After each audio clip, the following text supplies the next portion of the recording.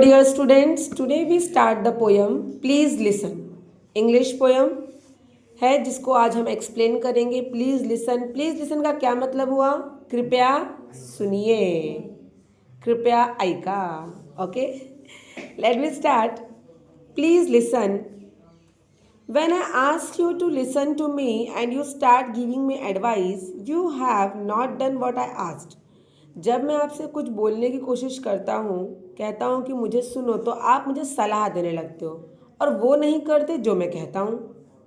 Mummy को ऐसे बोलते हैं ना कभी कभी आप कि मेरी बात सुनो, बट मम्मी बोलती है चुप रहो, ये करना चाहिए तुमको, वो करना चाहिए. When I ask you to listen me and you being to tell me why I shouldn't feel that way, you are trampling on my feelings. जब मैं कहती हूँ कि मेरी बात सुनो और आप कहते हो कि क्यों सुने, तो आपको ऐसा नहीं लगता कि आप मेरी भावनाओं को कुचल रही हो? When I ask you to listen to me and you feel you have to do something to solve my problem, you have failed me, strange as that might seems.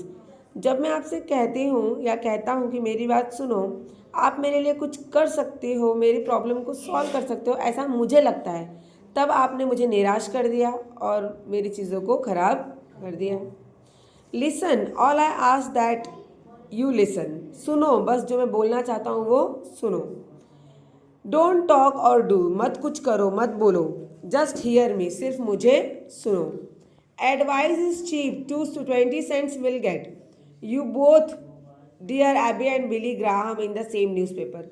Advice देना बहुत आसान है, वो तो 20 सेंट में आ जाती है. एक ही न्यूज़पेपर में दो दो लोग की न्यूज़ मिल जाती है, right?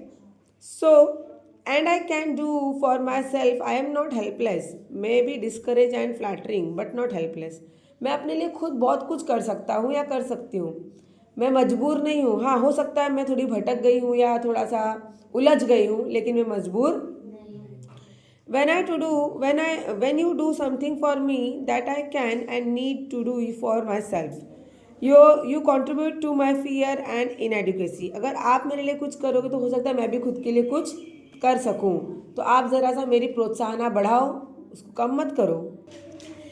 But when you accept as a simple fact that I feel what I feel, अगर आपने ये मान लिया कि जो है सो है, नो मैटर हाउ इरेशनल, कुछ तो फर्क नहीं पड़ता कि कैसा है, क्या प्रॉब्लम है, then I can stop trying to convince. तो मैं आपको मनाना बंद कर दूंगा या बंद कर दूंगी.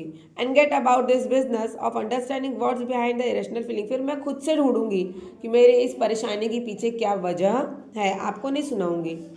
And when that's clear and the answer obvious, I don't need advice. और जब मेरे सामने मैं ढूंढ लूँगी क्या प्रॉब्लम मुझे, तो आपकी सलाह की ज़रूरत नहीं होगी. So irrational feelings make sense when we understand what's behind them. एक सही चीज़ें बताती है ऐसी फीलिंग्स अगर हमें उसके पीछे का वजह पता चल जाए तो. सो perhaps that's why prayer works sometimes for some peoples, because God is mute and he doesn't give advice or try to fix things. कभी कभी अब समझ में आ रहा है क्यों सब लोग भगवान से प्रार्थना करते हैं जाके, क्योंकि भगवान ऐसे हैं जो म्यूट हैं, मूक हैं, सुनते नहीं, बोलते नहीं है, सिर्फ सुनते हैं. भगवान सलाह नहीं देते हैं, वो सिर्फ हमारे लिए रिजल्ट देते हैं, काम करते हैं.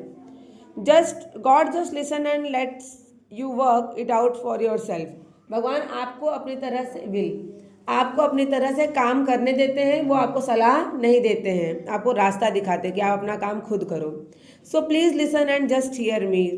बस सुनो मेरी बातों को, मैं क्या बोल रहा हूँ. And if you want to talk, अगर आप तुम बोलना चाहते हो कुछ, wait a minute for your turn, अपनी बारी का 1 मिनट इंतज़ार करो. And I will listen to you, तो मैं भी आपको सुनूंगा. अगर आप मेरी बात सुनोगे तो मैं भी आपकी बात सुनूंगा. और इसके ऑथर कौन है? अननोन, पता नहीं भाई कौन है. ओके.